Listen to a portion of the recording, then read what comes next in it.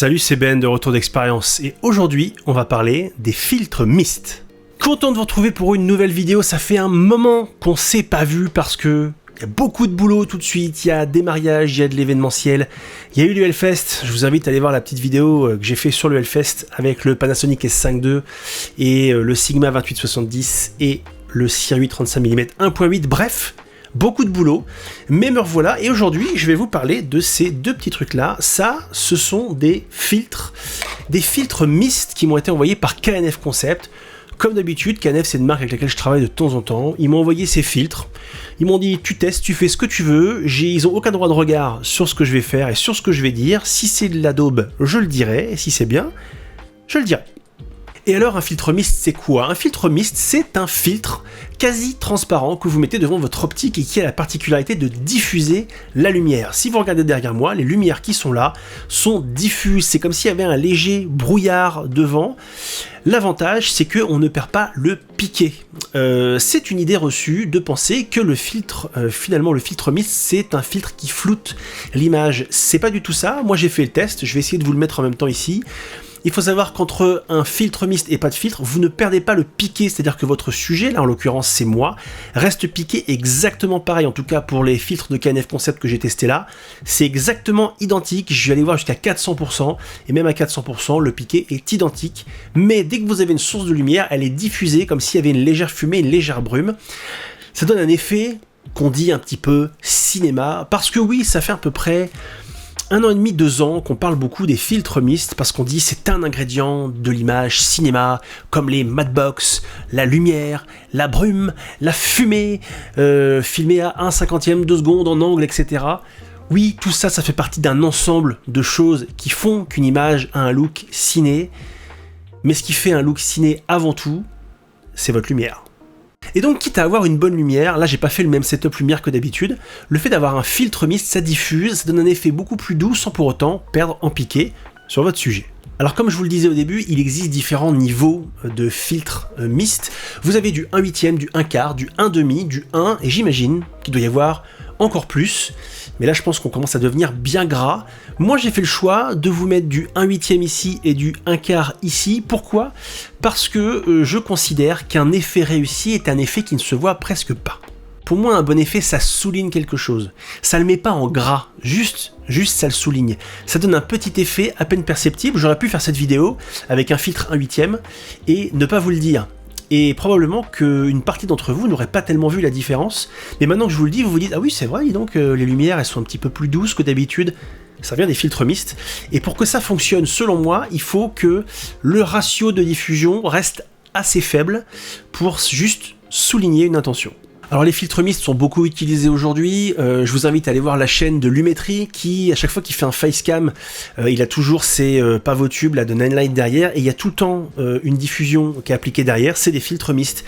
Pour ceux qui connaissent la chaîne Légende, pareil, les interviews sont toujours faites avec des tubes LED et il y a tout le temps une diffusion, pourtant l'image est ultra piquée, mais vous allez voir, au niveau de la diffusion, ça donne un effet un peu plus langoureux, un peu plus enveloppant et qui est assez agréable à l'œil.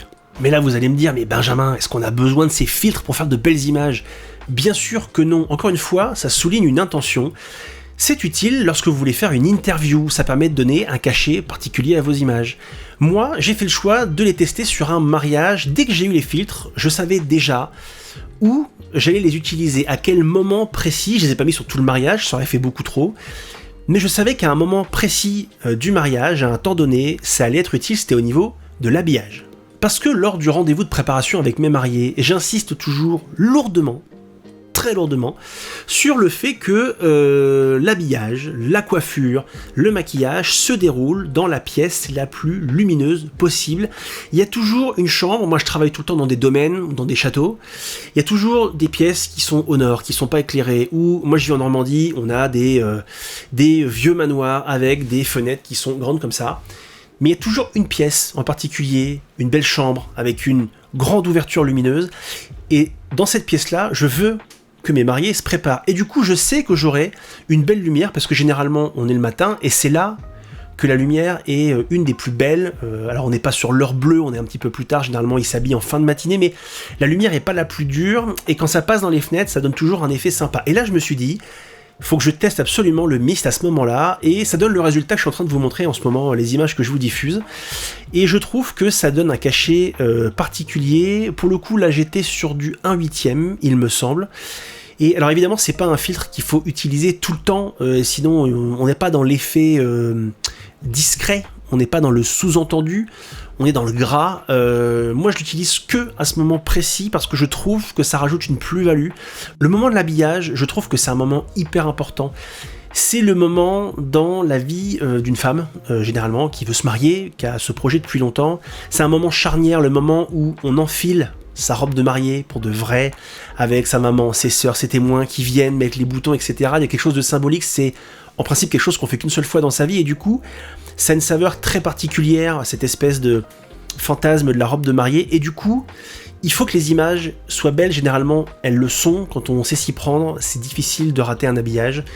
Et du coup, avec ce filtre, je trouve que ça rajoute quelque chose de magique, ça rajoute un petit côté Disney, sans le côté péjoratif de Disney. Je suis pas un grand fan de Disney, mais je pense que vous voyez ce que je veux dire, le côté majestueux, le côté princesse.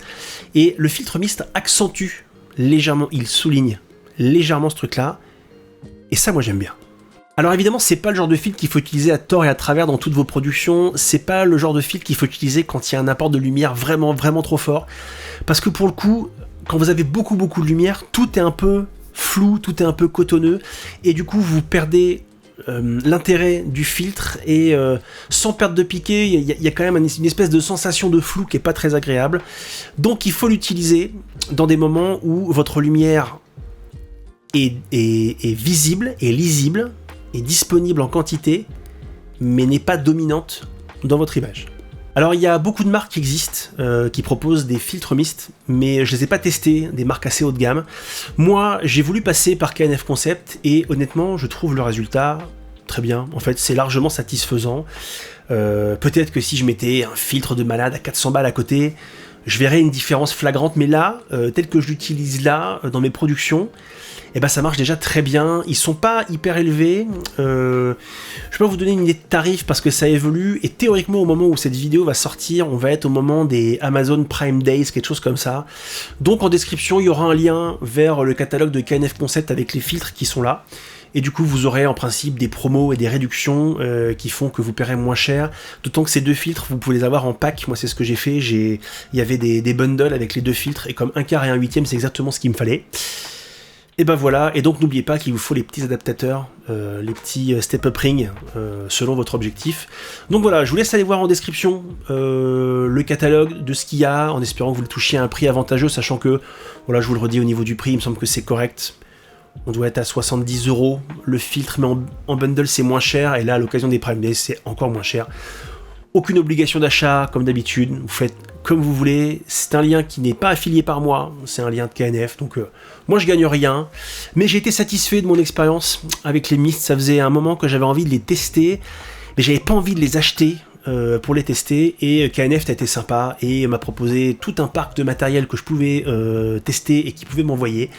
J'ai choisi ces filtres-là qu'ils m'ont gracieusement envoyés, ils me les ont offerts, mais comme je vous l'ai dit au début de la vidéo, en toute transparence, je dis ce que je veux. Si c'était de la daube, je vous l'aurais dit, généralement je sélectionne pas mal les produits avant de les tester, ça évite de tester des daubes, mais je suis plutôt satisfait, moi, de ces filtres-là, j'en suis plutôt content, donc vous pouvez y aller sans problème. J'espère que cette vidéo vous aura été utile et qu'elle aura répondu à vos questions, et surtout à celles que vous ne vous posiez pas. N'hésitez pas à mettre un petit commentaire, à vous abonner, à me faire vos propres retours d'expérience avec peut-être d'autres filtres que vous avez vous aussi testés. En attendant, prenez soin de vous. Salut!